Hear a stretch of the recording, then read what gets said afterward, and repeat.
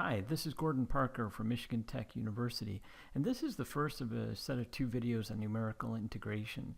In this one, I'll derive a couple integration methods, I will look at some errors associated with them, and then do an example where we compare hand calculations to a simulation.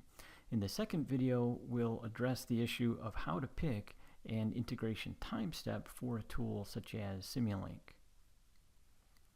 Now, the flow of this video is we're going to be working with a very simple scalar function, x dot equals f of t. Do a lot of work with that, and then we'll just sort of by a wave of our hands switch that into the vector x dot equals the vector function f that is a function of the vector x, the vector u, and time t. Now, we'll have a lot of notation floating around in the rest of this 30-minute video or so, and the first thing we're going to have encounter is h, which is our time step, and we'll use seconds for the units for h. Sometimes this is dt, but I'm just going to use h. And then we have n, which is an integer, 0, 1, 2, etc.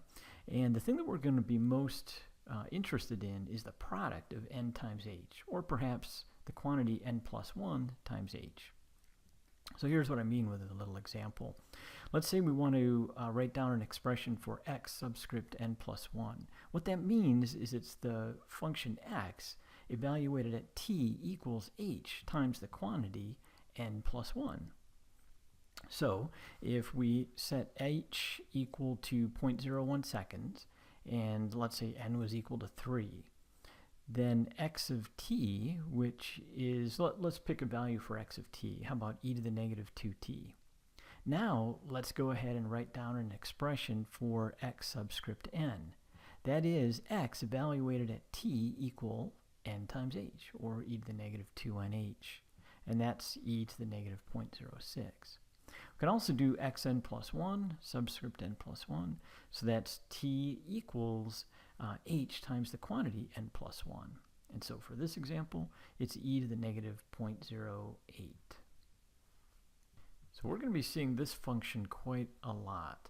And what it is simply f of t equals 2 times the quantity 1 minus e to the negative 0.25 t. And so we have f over here on the y-axis and time down here.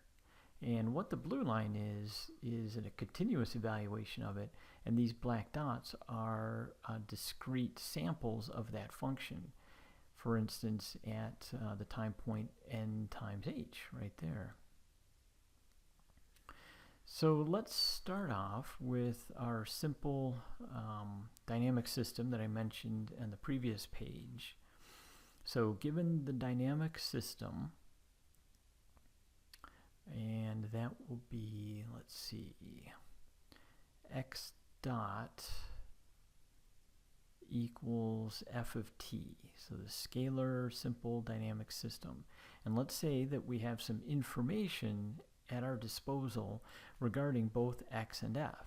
So maybe past samples of x, past samples of f, maybe future samples of f. So we'll denote that using this subscript notation. So let's say we have xn, xn minus 1, etc.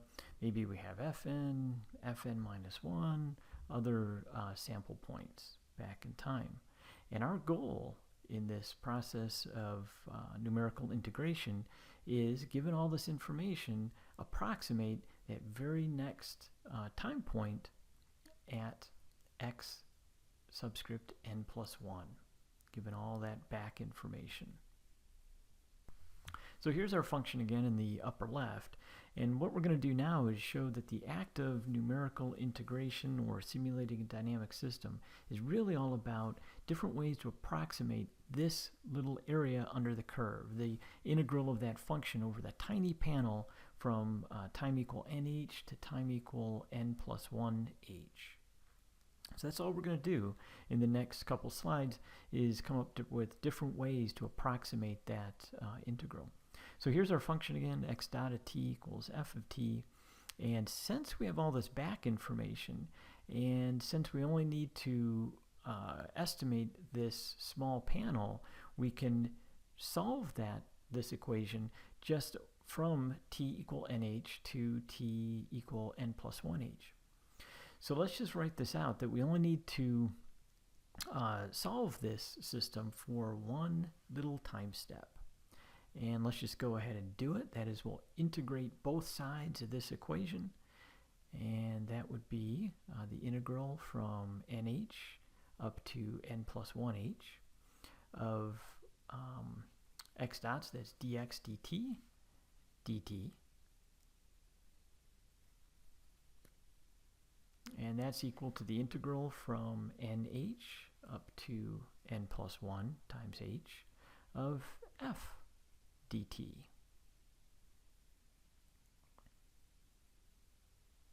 Great.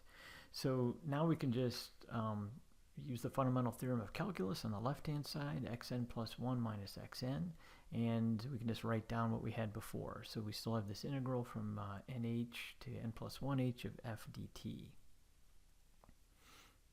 Now we can rearrange this a little bit and just solve for what we want, and that's xn plus 1. So that's equal to xn plus that same old integral again. There we go.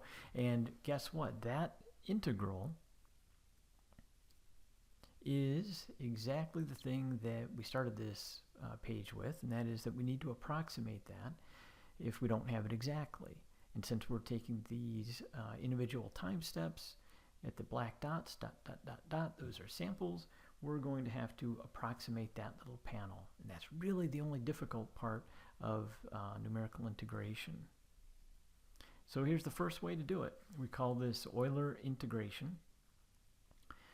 And one way to think of this is that Fn, the function evaluation at the nth, at time equal n times h, is known.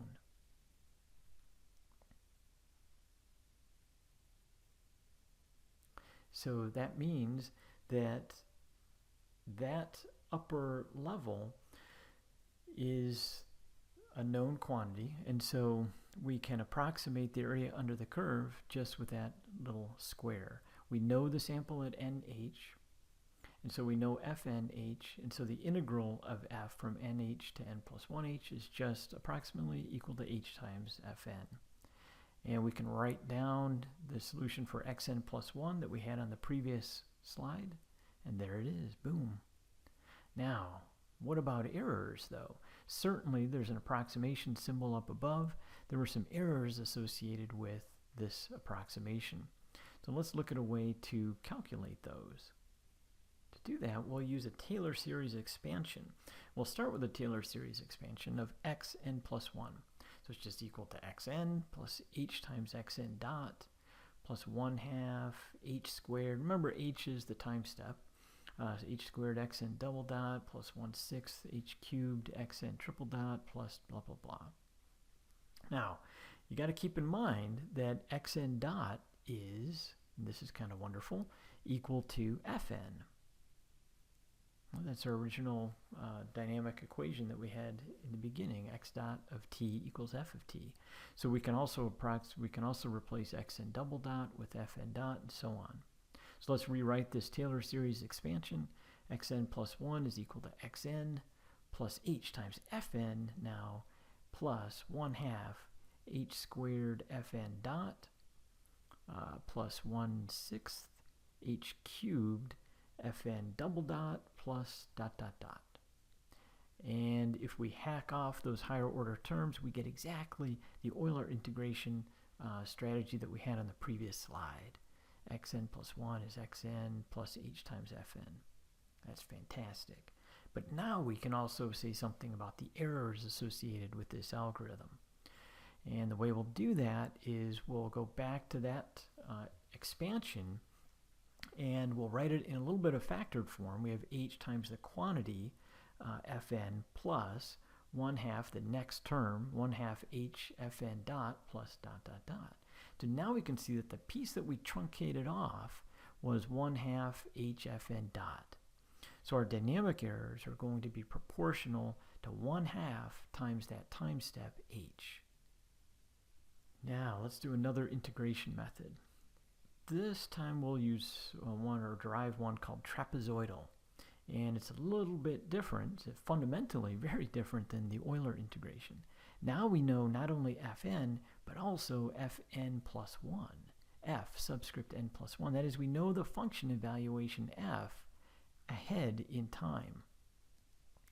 Now, we can derive this method graphically, and we'll do that first. Remember, we have to approximate this little panel, and we have these two sample points. And so we could say that the integral from nh to n plus 1h of f dt is approximately equal to 1/2 h. This is the expression for this trapezoid, fn plus 1. This is fn here, and this is fn plus 1. So we have those two dots, and so we can approximate that area under the blue curve. So xn plus 1 is just equal to xn plus 1/2 h times the quantity fn plus 1. Boom. That's it. That's trapezoidal integration. A wonderful method. It has some great characteristics that we'll see in just a minute, but it also has some not so great characteristics, depending on what you want to do. So let's go ahead and look at the truncation errors associated with trapezoidal integration. So we have our expansion again of xn plus 1. So it's xn plus h xn dot plus 1/2 h squared xn double dot, and we'll do one more, plus 1/6 h cubed xn triple dot. And again, we can use the fact that xn dot equals fn and its higher derivatives. So this expansion becomes xn plus hfn plus 1/2 h squared fn dot plus 1/6 h cubed fn double dot plus a bunch of higher order terms. Now we can also expand fn plus 1 in a Taylor series. So here we have fn plus h times fn dot plus 1/2 h squared fn double dot plus a bunch of higher order terms. Now let's see. Let's go ahead and label these equations 1 and 2 so that we can move them around a little bit. And what we'll do is we'll solve equation 2 for the quantity 1/2 h squared fn dot, and then we'll substitute it into equation 1 so that we can use that extra information, the fn plus 1 information, to get rid of that 1/2 h squared fn dot term in equation 1. So going ahead and solving equation 2 for this, we just get 1/2 h fn plus 1, then we throw that fn to the other side of equation 2, and then multiply the last term by 1/2. So we get, and we have to throw it to the other side. So we get minus 1/4 h cubed fn double dot. Now, we need to substitute that into 1. So here we go. Xn plus 1 is equal to xn plus h times fn. That's all good. And now here we do the substituting. Right? We have those two terms done.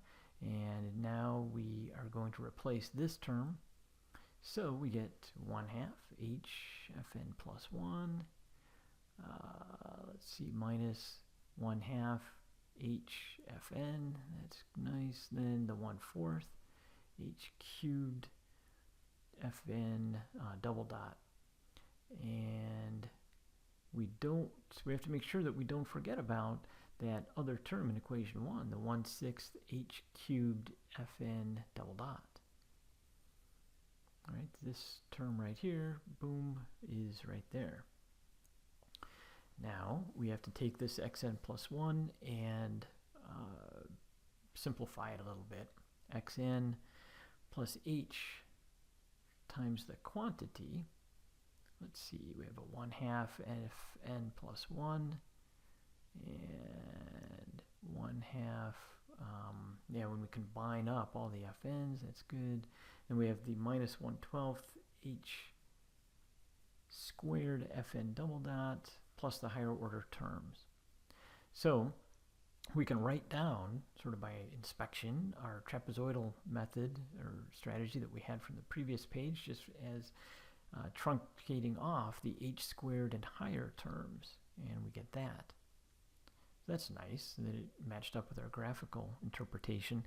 But now we can say that we have these dynamic errors that are proportional to the piece that we hack off, and that's 1/12 h squared. That's a huge improvement over the Euler integration that was 1/2 h. Imagine if h was equal to 0.01. For Euler, the errors would be proportional to 1/2 times 0.01. Now they would be proportional to 1/12 0.01 squared, an extremely small value.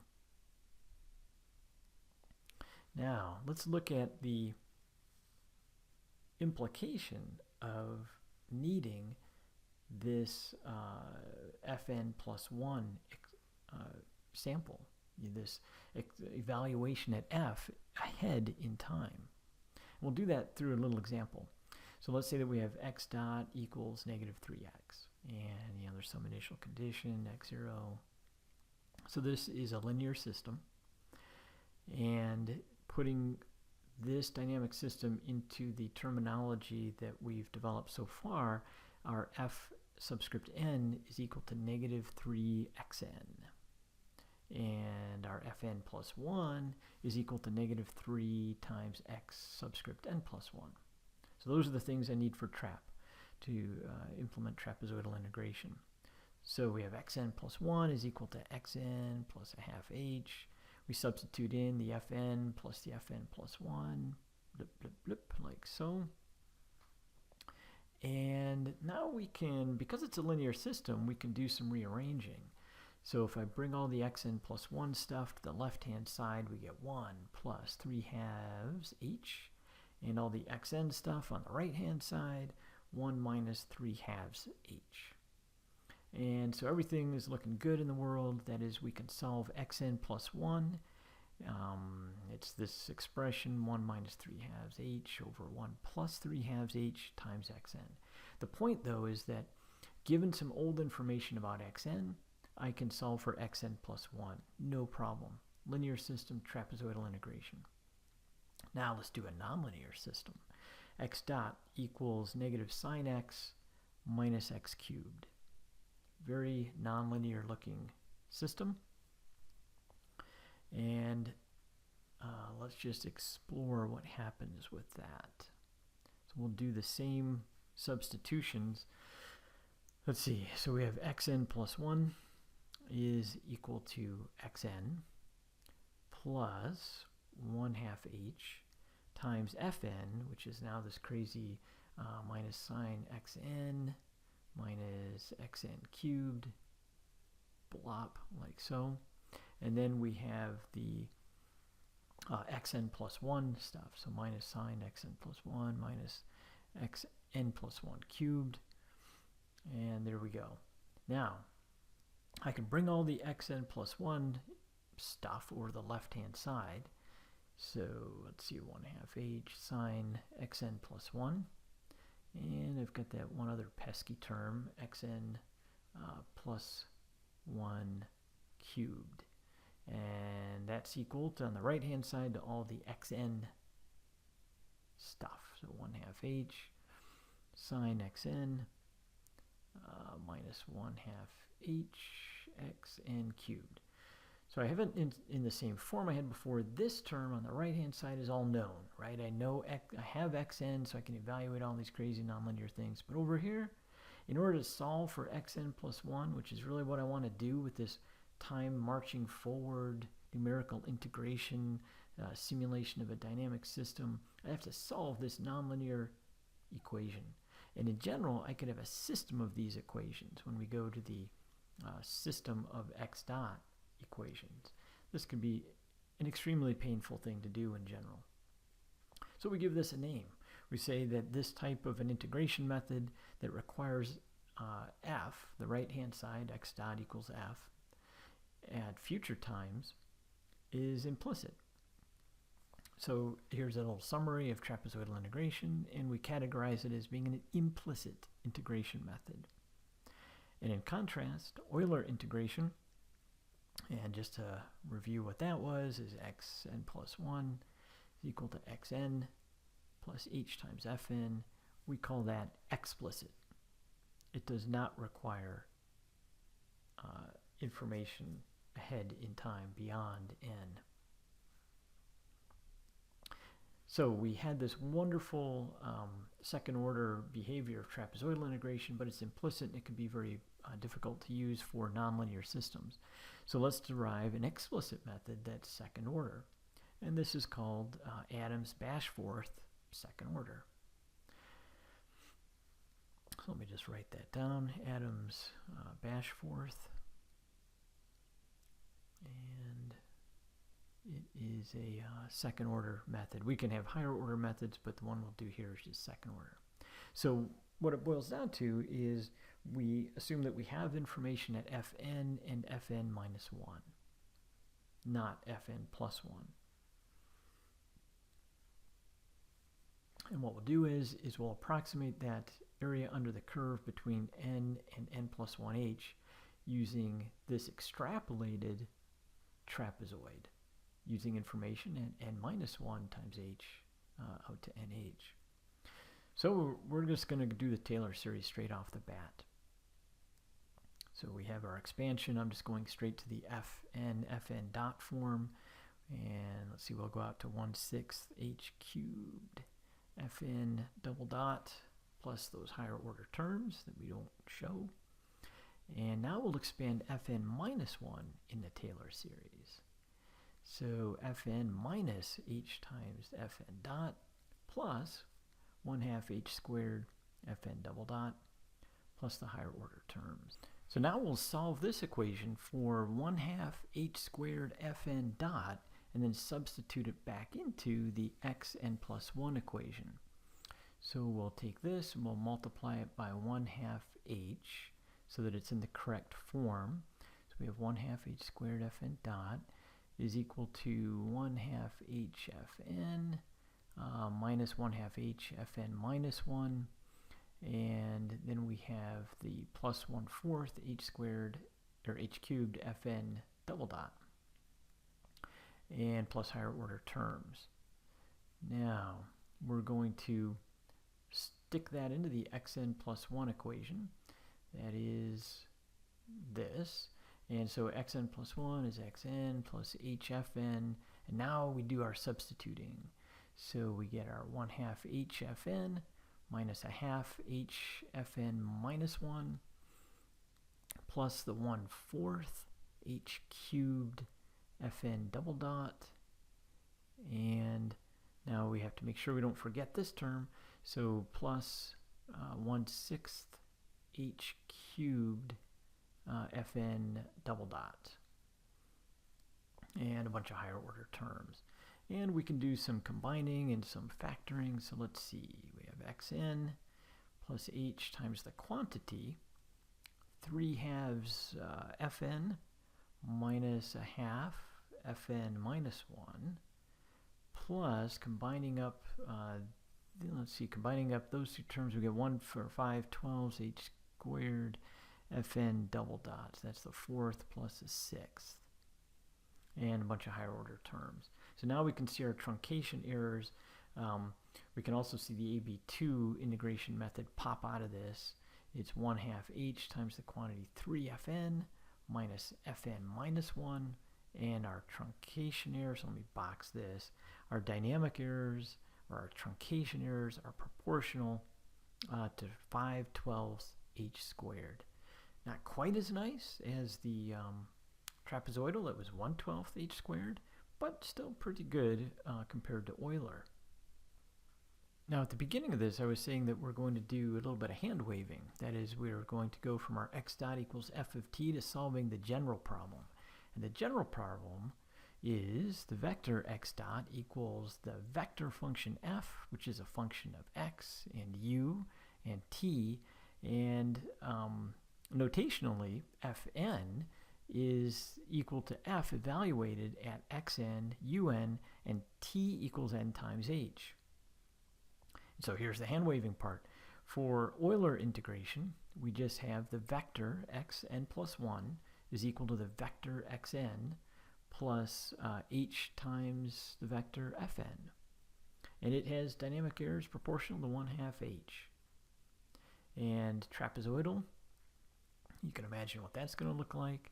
Vector xn plus 1 is equal to xn plus 1/2 h times the quantity vector fn plus the vector fn plus 1.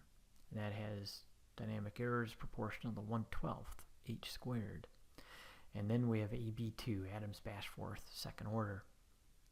Xn plus 1 equals xn plus 1/2 h times the quantity 3fn minus fn minus 1, with dynamic errors proportional to 5/12 h squared.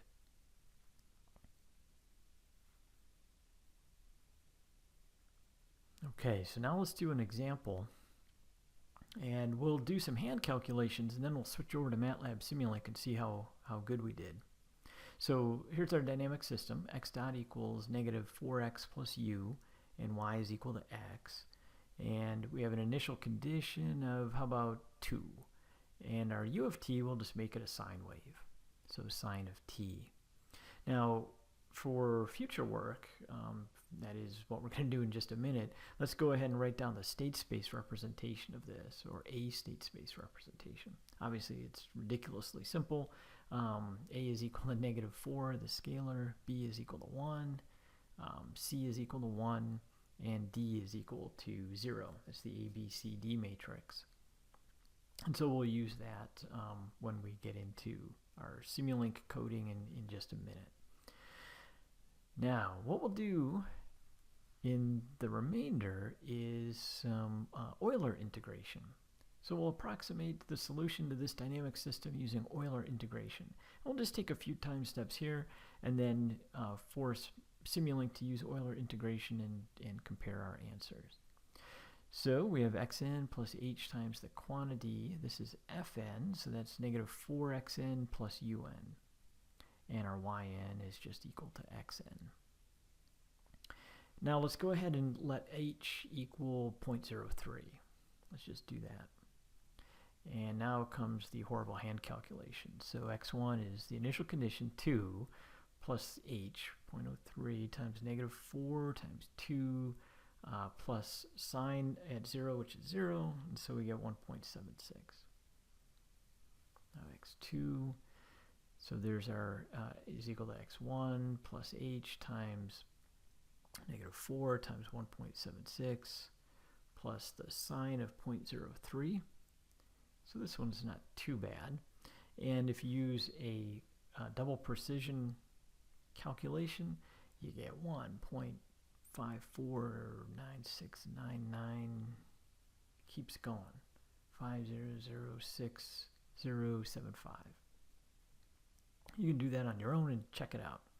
Now we have, I'm not going to put in these numbers, x2 plus 0.03 times negative 4 times x2 again, plus sine of 0.06.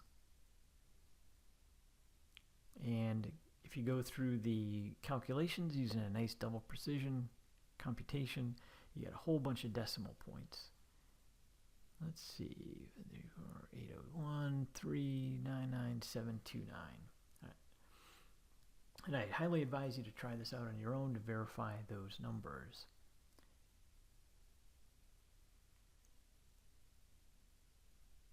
Now, let's go into Simulink, MATLAB Simulink. We'll bring up Simulink, and here we go. So we'll file new, file new model.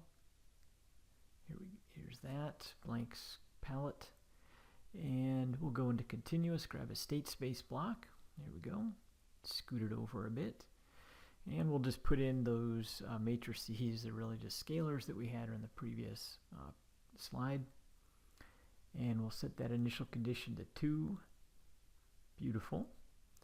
And let's go ahead and grab the input.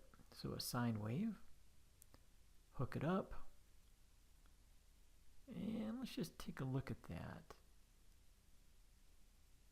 So we're doing just sine of t, so everything there is fine. Now let's go ahead and put this output to the workspace so that we can look at it. And I'll just change the name of this to something else. There we go. And we'll do a structure with time so that we can actually look at the time base. Now under the gear, we can choose our integration method. We'll go with a fixed time step method. And look at that, we have Euler. So let's use Euler, and we'll set h to 0.03, and we'll just take a few time steps. How about that? And run it. Boom. And now let's take a look at what we have in the workspace. So there's our variables s out. We can look at time, and lo and behold, it is at 0.03 increments. That's comforting. And let's look at, let's see, signals, and then in signals it's values. So signals dot values. Oh, and there they are, but that's a low precision, so I can format long, and there it is in the long precision, double precision. And we have 2 as our initial condition, but here we have our 1.76, which is exactly what we had when we did Euler by hand. This value is exactly what we had when we did Euler by hand also at 0.03, 0.06. It matches perfectly.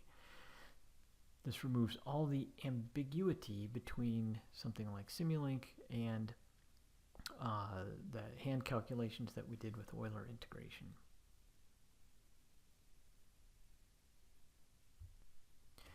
So just to summarize, we derived some integration methods. We looked at the dynamic errors associated with those integration methods, and then we did a comparison between hand calculations and Simulink using Euler integration and found that they're exactly the same, so that's rather comforting. In the next video, we'll look at very briefly how to pick an integration time step using for a particular integration method for a tool like Simulink. So again, this is Gordon Parker from Michigan Tech, and thanks for watching.